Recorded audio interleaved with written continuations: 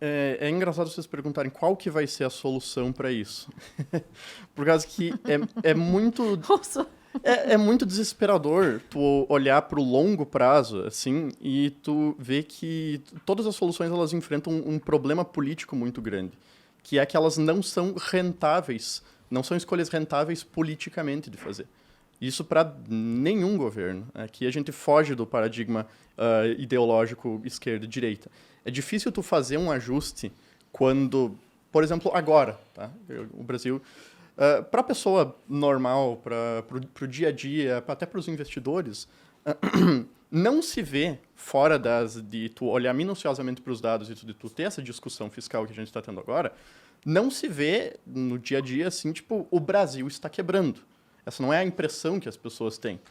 E tu puxar um ajuste, tu forçar um ajuste que vai diminuir a inflação, mas vai diminuir o crescimento do PIB, vai arrefecer a economia.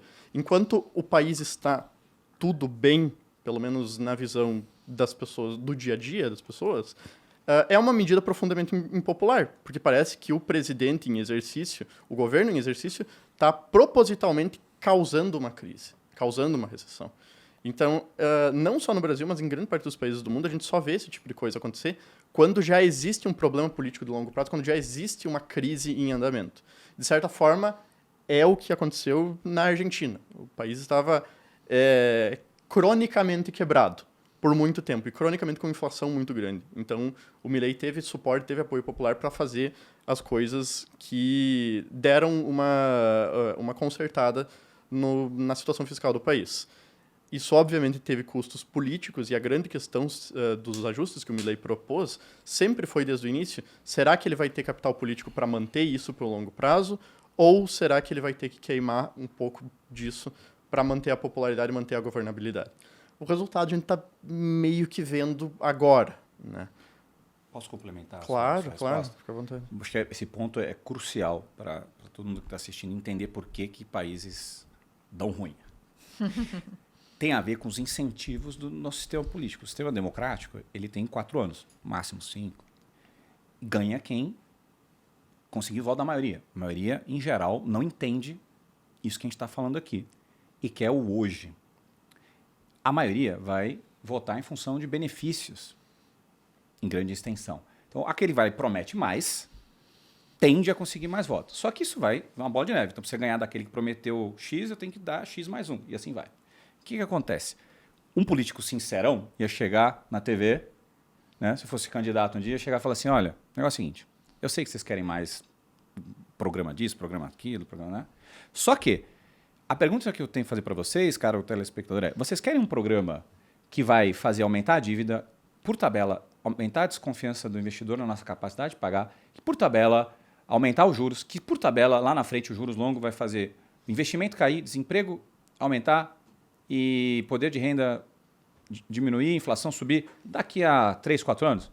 Puta, o cara já me perdeu. Vocês já me perderam na minha fala aqui. Imagina o cara na TV Não ouvindo isso aí. funciona, ninguém quer saber. Essa relação causal de passo a passo é difícil explicar até aqui entre nós. Você imagina para o povo. Então, o governo minimamente sábio de economia, sabe é demais, mas minimamente consciente de economia, ele sabe que a inflação também é ruim para a popularidade dele. Então, ele fica tentando andar numa linha tênue, que é o seguinte, caramba, eu vou deixar a inflação comer um pouquinho aqui, porque a alternativa vai ser muito dolorosa no curto prazo, que é cortar gasto. Vai estourar lá na frente, no próximo presidente, daqui a 3, 4 anos, não sei o quê. Lá a gente vê. É o famoso economia, a gente vê depois. Depois a gente resolve isso daí.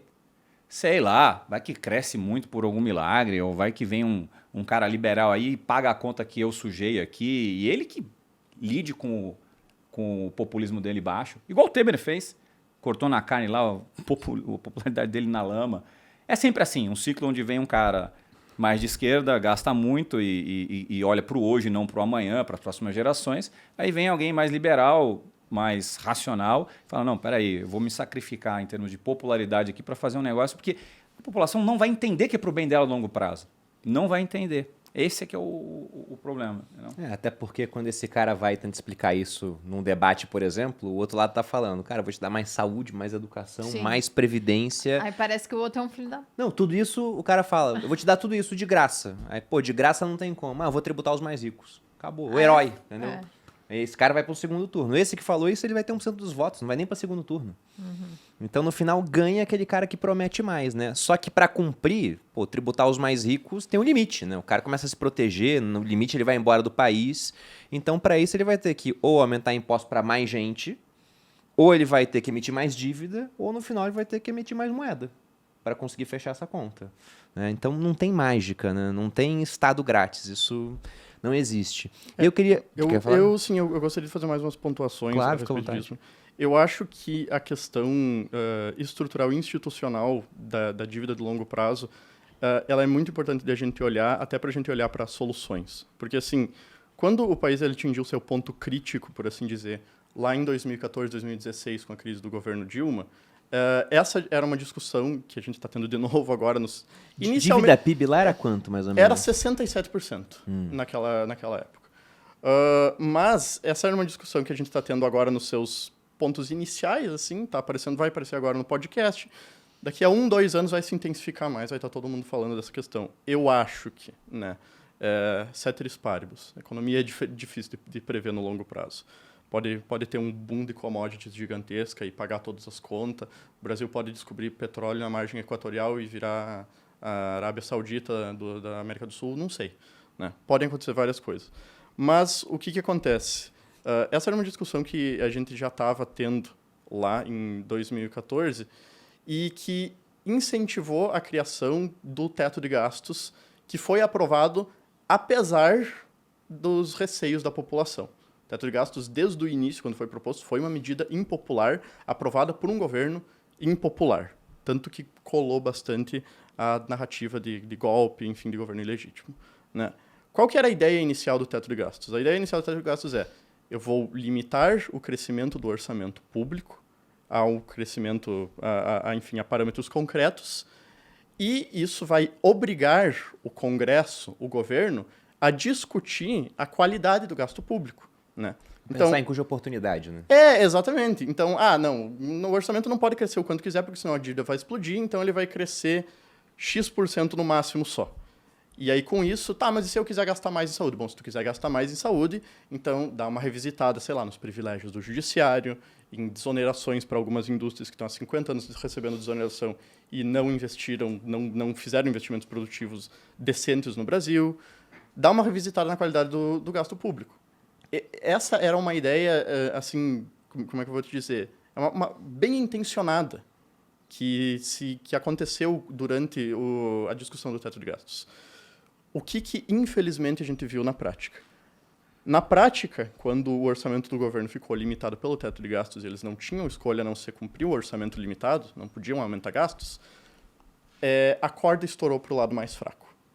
Então, bolsa de pesquisa foi cortada, orçamento de alguns programas públicos mais para a população mais pobre foi cortada.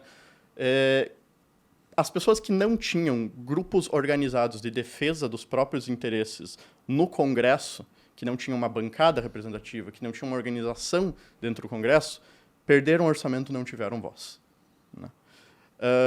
Enquanto isso, super salário continua sendo pago, às vezes aumentado, penduricalho continua sendo criado, a qualidade do gasto público ela não foi revisitada, mesmo quando a gente tinha uma regra boa, que eu julgo que a regra do teto de gastos era uma regra boa para propor esse debate. Então, isso não aconteceu.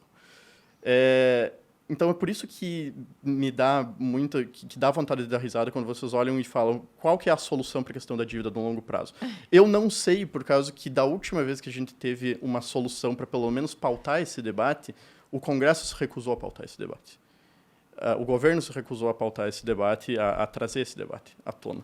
E agora a gente tem basicamente a mesma coisa. Você tem o Banco Central independente que coloca uma meta da inflação, joga a taxa de juros para cima para forçar essa meta para baixo. Você tem o governo que quer gastar mais, mas não quer cortar gastos, por causa que, bom, é uma característica mais ideológica, por assim dizer, desse governo. Tem um comprometimento com não gastar gastos, um comprometimento político com a base eleitoral deles de não cortar gastos em áreas essenciais. Eles tentam consertar pelo lado da arrecadação. Eles vão lá, tentam arrecadar. Se a arrecadação é impopular demais, o Congresso veta, barra, trava. Mas daí o mesmo Congresso depois vota aumento do fundão, aumento das emendas parlamentares, aumento de gasto. Então, tá cada um puxando por uma ponta. Ninguém quer falar em termos reais, assim, esse é o custo, esse é o orçamento, aonde que a gente vai cortar para fazer a conta fechar. Isso é um debate que não acontece. E que, se ele não aconteceu sobre o teto de gastos, eu não sei exatamente em que situação que ele vai acontecer. E o que mais preocupa a respeito da trajetória estrutural dos gastos da dívida pública é que o Brasil, como já foi pontuado antes, ele é um país de crescimento potencial meio baixo. A gente perdeu o nosso bônus demográfico, né? Então a gente não está mais num estado em que o crescimento populacional ele já dá um bônus natural para o crescimento do PIB.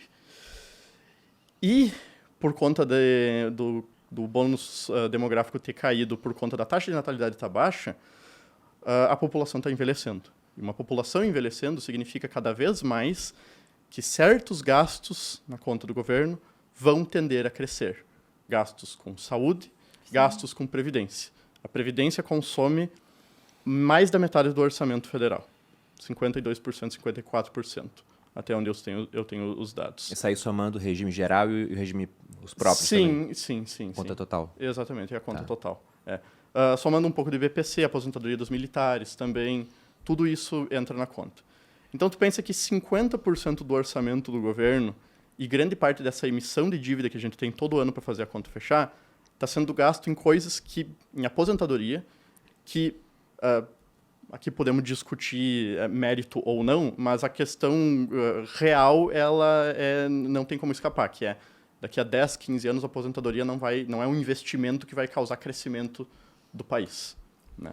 De certa forma, é um gasto corrente agora que a gente tem para sustentar aposentado.